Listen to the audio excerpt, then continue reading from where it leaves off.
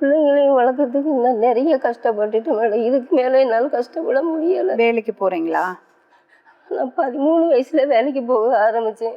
அதில் ஆரம்பித்தது இந்த நிமிஷம் 48 வயசு ஆகிடுச்சு. இன்னுமே எனக்கு ரெஸ்ட்டு இல்லை. மேற்கொண்டு ரெஸ்ட்டு விடுங்க மேடம். நான் ஒரு பொண்ணுக்கு கிடைக்க வேண்டிய எந்த ஒரு இதுவுமே எனக்கு கிடைக்கல. எங்கள் அம்மா அப்பா அவங்க பண்ணி கொடுக்கல. எனக்கு மேஜர் அட்டன் பண்ண டைம்லேயும் கூட எனக்கு ஒரு நல்ல சோறு குழம்பு ஆக்கி போடலை.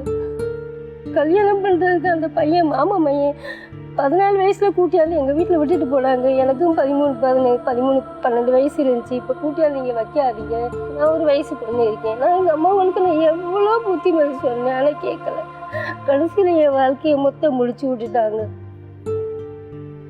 சரி, அதுலேருந்து மீண்டும் வந்து அத்தோட கல்யாணம் பண்ணி நான் இங்கே வந்து ஊருக்கு 4 மாதம் வயசுல பெரிய பொண்ணு நேராக புதுக்கோட்டை ஒருத்தநாடு தஞ்சாவூர் பக்கம் மாமனார் மாமியாங்க அங்கே தான் இருந்தாங்க. நான் வந்து அங்கே போய் வந்து ஒரு 2 மாதம் தான் நல்லா இருந்தேன்.